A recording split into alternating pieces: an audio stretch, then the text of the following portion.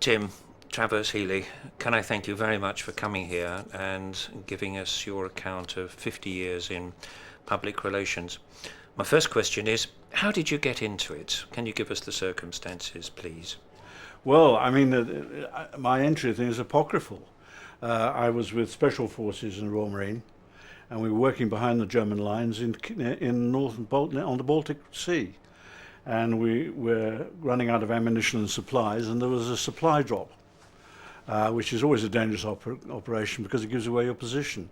And the canister that dropped nearest to me had a collection of things, items. It had boiled sweets, green berries, um, contraceptives of rather a dubious French manufacture, and paperback books. And one of the paperback books here was from a group I haven't heard of since, called the Christa Delphins, I think, or the Christophers, New York. And in it was jobs you could do if you wanted to be on the side of the angels and against sin.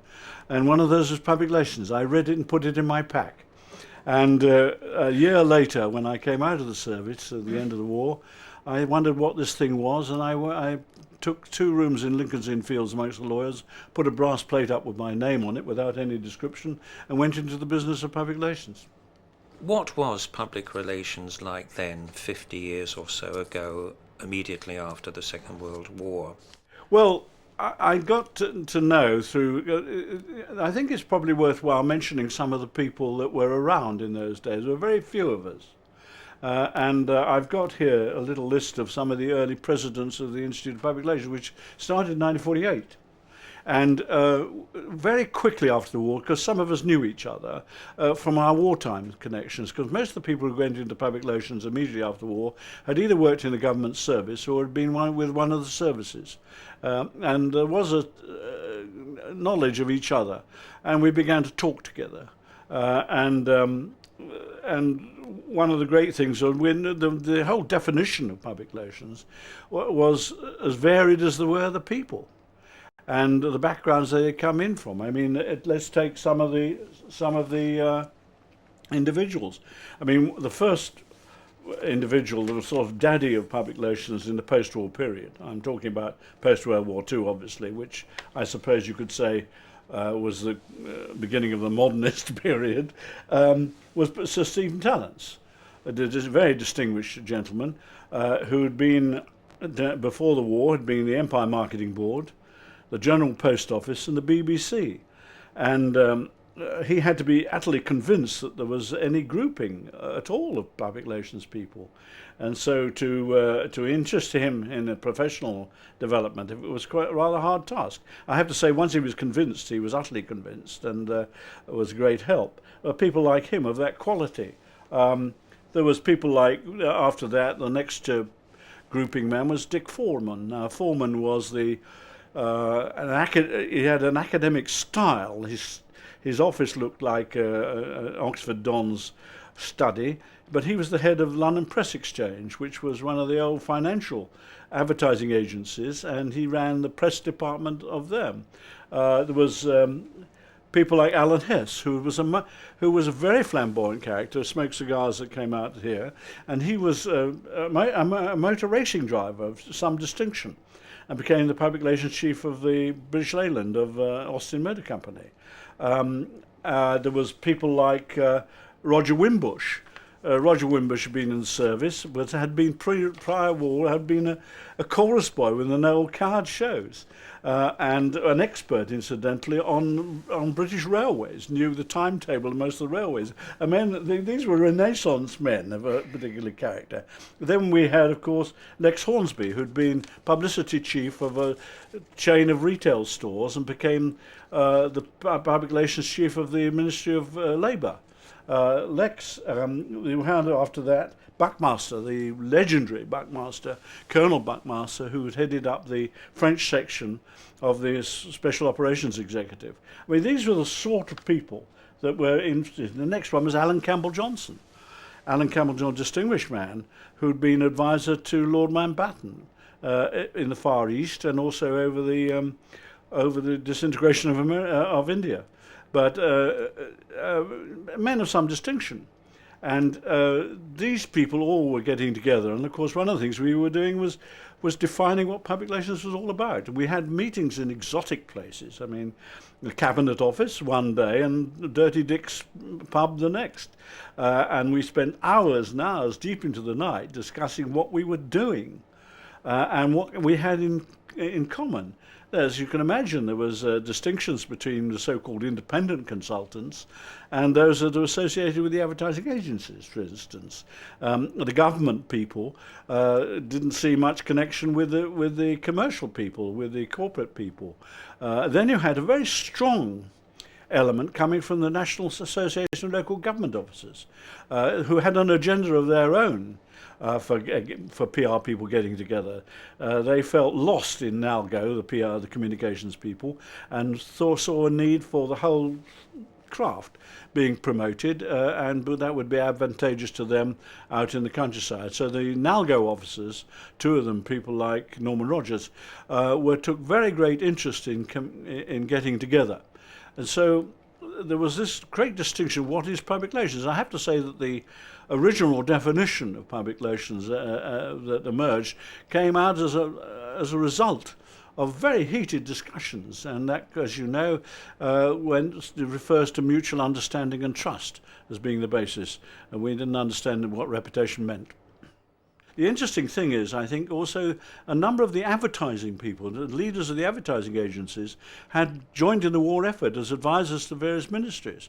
And when they came out, a few of them formed public relations groups. People like Fleetwood Pritchard at PWP, Jack Beddington of CPV, the London Press Exchange, Lexington, who were part of the American agency chain, the big chain. These people were all about, and they'd had experience of what it could do during the war, and so they saw it being applied to public life.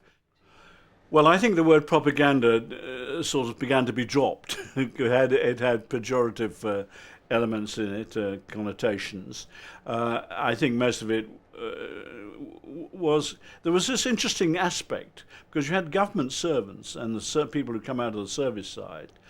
For instance, unlike the First World War, the Ministry of Information wasn't disbanded. It was rejuvenated as the Central Office of Information, and we don't please underestimate the impact of the Labour Party on the development of public relations, because the Labour Party went into power and it took a number of decisions which had a great impact on the development of public relations. The first one was it decided to keep the government departments, and not only government, but extend them, expand them, because they saw public information as an aid to good government. And we won't discuss how that was being distorted in recent years, but they did see that, and they took that decision, a very courageous decision. The second thing was they announced a raft of nationalization programs, steel, cement, the railways, insurance, sugar. And this put the fear of God into industry, competitive industry. Could see how far this was going to go. They also announced that they would deal under the restrictive trade practices regulations with companies like BOC, British Oxygen Company, Pilkingtons, London Rubber Company, who made condoms, Boots the chemist, where they and R.M. Bevan actually mentioned the undertakers at one stage, and so the impact of this was quite strong. The first result on the part of industry was to form cooperative groups like the Economic League, the British Industrialists Association, and Aims of Industry, the famous Aims of Industry. That was the covered wagon approach of the former Circle and Fire outlets, and that obviously didn't work entirely, and the individual companies like ICI and Unilever started to form their own public relations departments. And so there was a political pressure to do so, and this was really what formed at the same time, while all this was happening. The various in the agency field and the independent field, there were groups forming. On the independents, there were people like or Basil Clark had been operating before the war. As you know, a rather larger operation than people think, and Freddie Lyons too. They carried on after the war under different names, but new people emerged like Michael Romaine, Rawdon Smith, who was my mentor, a consultant who modelled himself on Earl Newsom in the States, a consultant, Galitzine, Mike Williams Thompson, Claude Simmons, who'd been at the Board of Trade, Campbell Johnson, of course, set up as independent consultants. But meanwhile, you had Charles Barker and LP, who'd come out of the advertising agencies, who'd come out of the their strength was financial advertising and therefore had a lot to do. There was, as I mentioned earlier, a CPV, Coleman, Prince and Varley, who had a subsidiary called Voice and Vision. We used to call it Vice and Vision, which had been run by Sidney Wynne, who'd been at the Board of Trade. Notley's, where Lex Hornsby went to. And so you had the developing public relations units at some of the leading advertising agencies. And so this soon moved forward into the 60s. I had a rather strange business because I had a large family and realized I had to make some money. And I was younger than my colleagues, otherwise I probably wouldn't be sitting here today. And I had to make more money than they did. And so, in fact, I became, with my consultancy, which I set up my own plate and operated under my own name, I loaned myself out, if that's the right way of putting it, seconded myself on short-term contracts to a number of organizations, number of consultancies who were finding themselves in trouble, and this was mostly the advertising agencies. And so became a sort of doctor for outfits, because people had invested in public relations units. Advertising agencies spent quite a bit of money and they weren't working too well. Merchant banks would loan money to individuals to set up as independent consultants. And so there was a trade in not only doing public relations, but there was a trade in being a company doctor.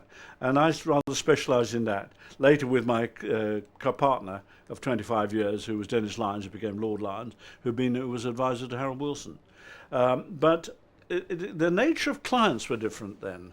For all of us, there was this great movement in the 60s, 50s and 60s, of what you might cooperative campaigns. So it's the hat industry, the wool industry, milk, cement, glass, as you know, which was the Glass Federation.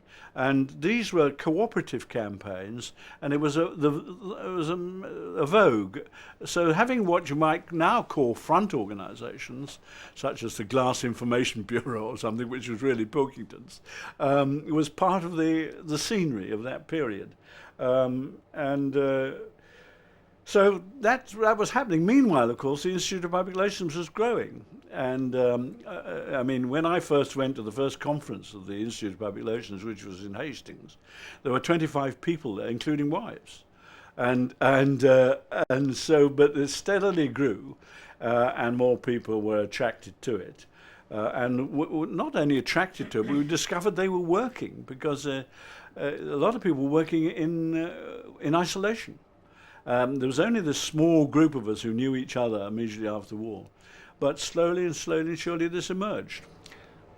I had a job at Pritchard Wood and Partners to put their department right, which wasn't right. And I think I went there in 1950 on a 2-year contract to do that.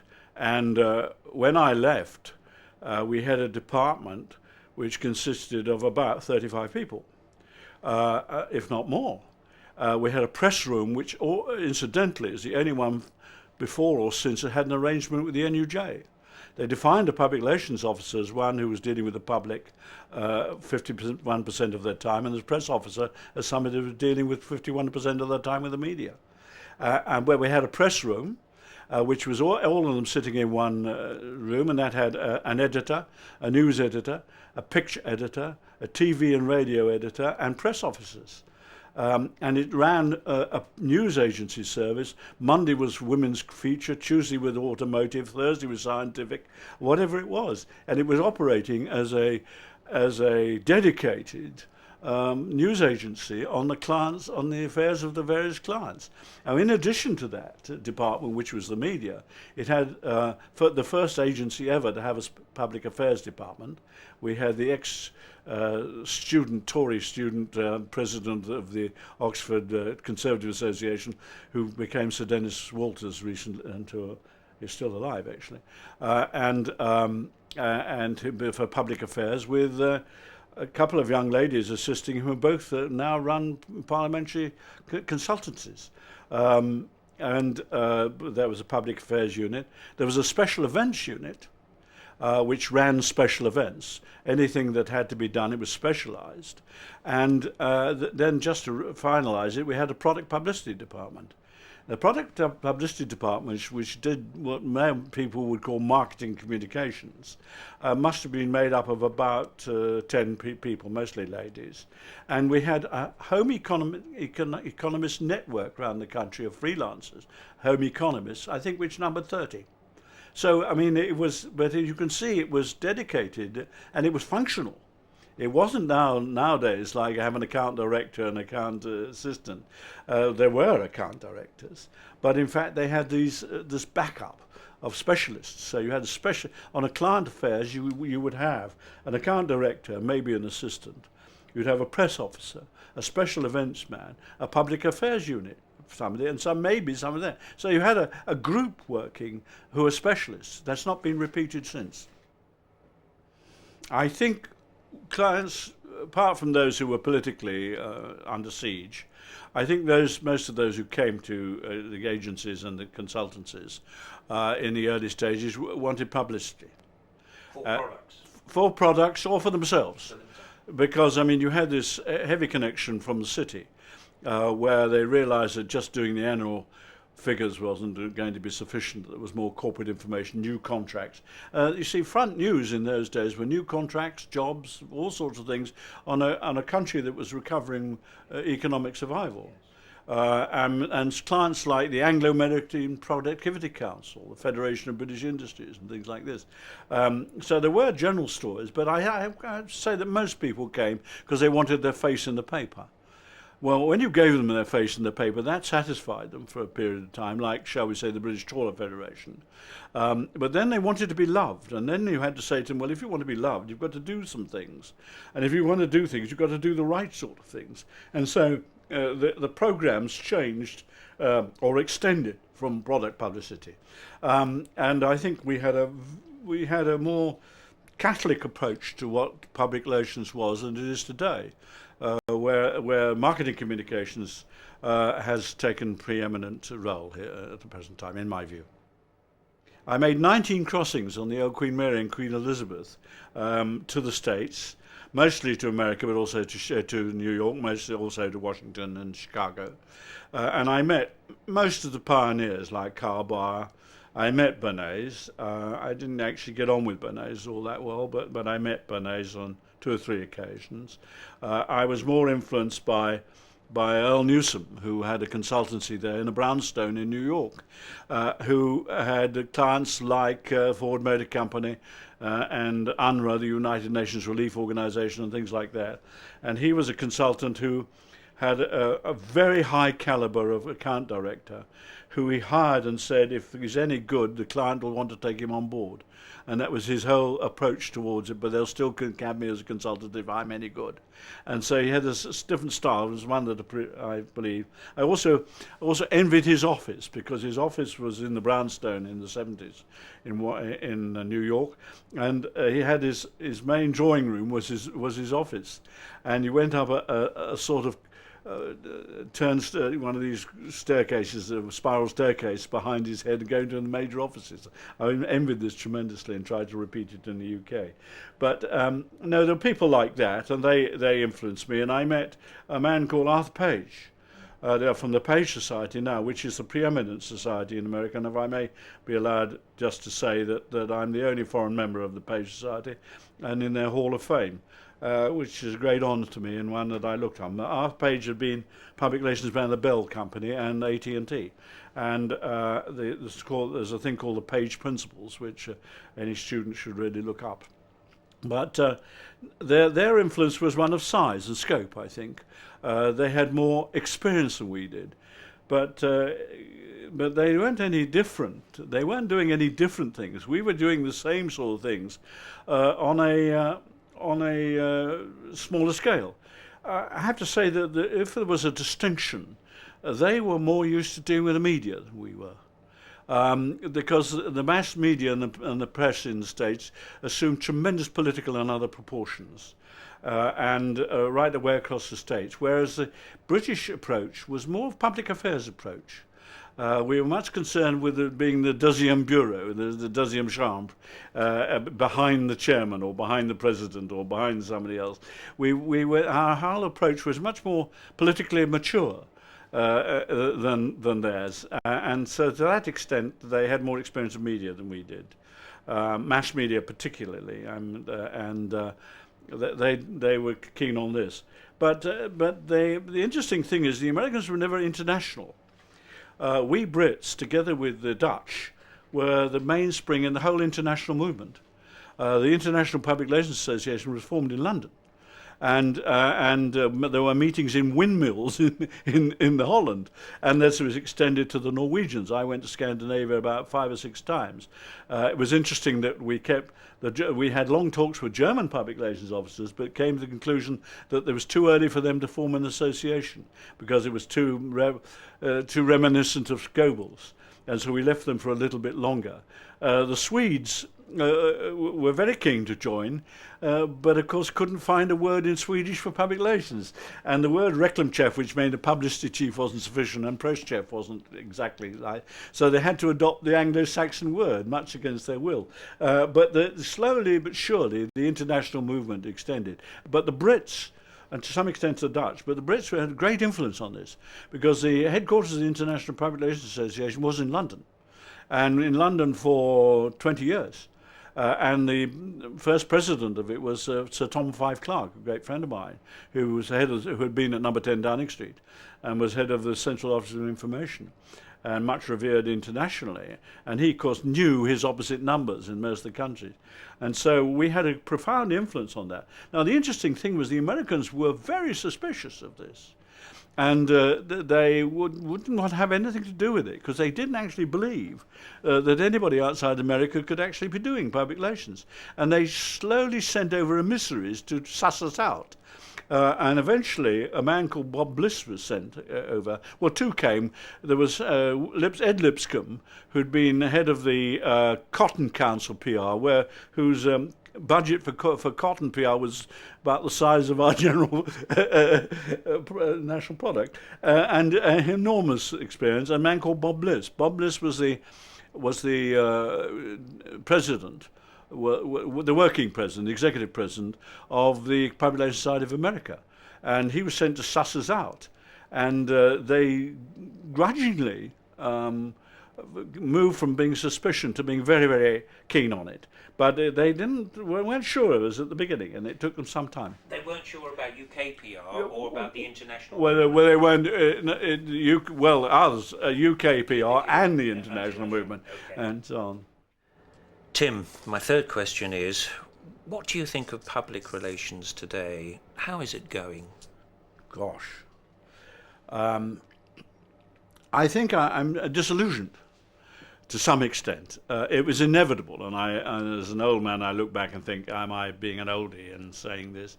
But I think during those of us who, after the war and immediately afterwards, did actually believe that we were in some social movement where the public interest was paramount. We really believed that improved communications would improve the world and lessen conflict. And I think that was behind, even those who were doing product publicity believed that. But slowly, as we can see, 90% of the public relations, it seems to me, 90% of people who are doing public relations today are actually doing marketing communications and product publicity and calling it public relations. So I'm slightly disillusioned in the way it's gone. I had hoped that it would be a profession. I now tend to refer to it as a craft. Well, there's nothing to say that it isn't to be a good craftsman, but I think as a profession, it's got a long way to go yet. Well, I think that the only new technique that I've discovered since we first started business is called networking. And otherwise, everything in the list, which Professor Sam Black listed as being what makes up public relations, and indeed, I've just done a research on the public relations programs of 100 corporates. The only new thing is that I suppose there's things have got a new term like crisis management, but we were doing crisis management years ago. We just didn't call it that. We were just dealing with the situation. But to some extent, some of these specialities have been honed. I can remember talking with Harold Burson in the 60s. And Harold and I was making the suggestion that public relations, public affairs was going to be an important speciality within the public relations spectrum. And I remember Harold saying to me, no, he'll never leave Washington and get to New York. but of course, the impact of outside pressures has brought this about. And I think this is, to some extent, I think we're going to an interesting period. I think there'll be distinct fallouts in the public relations field, so-called public relations field. I mean, we've got problems when people like Max Clifford are called public relations, when they are really press agents and indeed literary agents of a dubious character. I don't believe you can become a profession unless you're dealing with two things. One is is in fact the ethical elements, standards, and the second thing is education. I've no question about this. I believe that a student who comes out of one of the accepted and recognized colleges, and this is a discussion I've had with employers, is probably 2 years down the line from anybody who joins them and has trained on the job. I also believe they do bring fresh interest, fresh dimensions to the work. Oh no, I think it's done a good job. I think it's also important those who don't go into the field, who have been trained and educated in it. I think this is very important for reasons we might discuss. But oh no, I think it's a good thing. I think there may be a limit on the number of institutions that can actually do this. If there are any trying to put bottoms on seats, it's reprehensible. But most of them seem to be doing a good job. I mean, at the moment we've got this hoo-ha about spin doctors and what is propaganda and what is public relations. I did a paper on that once because I take the view that the distinction between propaganda and public relations, that to define public relations, it's got to have three ingredients in equal measure. One is public interest, one is truth, and one is concern for conflict. And if truth and honesty and non-manipulative is what it's all about. This is what professional public relations is. I think somebody ought to read my paper if they really want to get a distinction. I think there's much misunderstanding of the word propaganda. Propaganda is activities of a nature we're discussing under discussion that are in the interests of the concern who wants to promote that, who wants to communicate. But what makes a distinction is the worthiness of the cause. And if the cause is worthy and in the public interest, then the word propaganda doesn't matter, does it? But I'm not sure we can win this one because it's taken on new meanings. The moral philosophy here has moved on. And I think it's the same things applying to public relations. How many times do you see now on the media or on the press in some discussion, oh, that's a public relations exercise, which is pejorative. It's very interesting to see there's almost as many titles for those of us who are in this field as there are practitioners. There's everything from communications, corporate affairs is the very popular one to be at the top end of the field, working in major institutions. Then you've got public relations, public affairs, public policy, all sorts of different terms and terminology. I think it was Edward Albanese, incidentally, who in 1923, in a leader, I think in the New York Times, said, "I don't care what you can call me Little Buttercup if you like, I know what I do," which I think probably applies to this business now. Tim, My fourth question is, what do you think the likely future of public relations? Where do you think it's going? Well, quite clearly, communications element is going to grow and grow and grow. There's absolutely no question about that. And therefore, the opportunities for people in this whole area of activity will increase and increase. And there'll be more and more happy communicators. As to whether or not it takes the form, I think it'll specialise. We've already seen specialisation take place. And I think, and we'll see a thing like the Institute of Public Relations, but I believe there'll be other fractionalised coming out. Like the States, where the Page Society has 200 members and they're all corporate, essentially were or are corporate PR chiefs, and they work in the corporate affairs arena. I think this will happen in the UK and elsewhere in Europe. I think you'll find stronger groupings of those who specialise in health or automotive or some specialisation. So I think you're going to find it diversifying. As a grouping. I don't think we're going to see, I believe the term was considered to be used, but there'll be a specials. Tim, my fifth question is, what do you think the influence of the media has been on public relations in the past, and where do you think that influence is going to go in the future?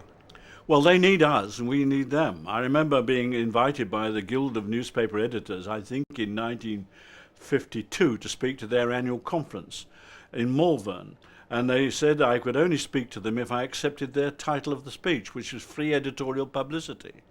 And I pointed out to them then, by showing them the week's copies of the Times, that 80% of the information in the Times had come from some former information officer.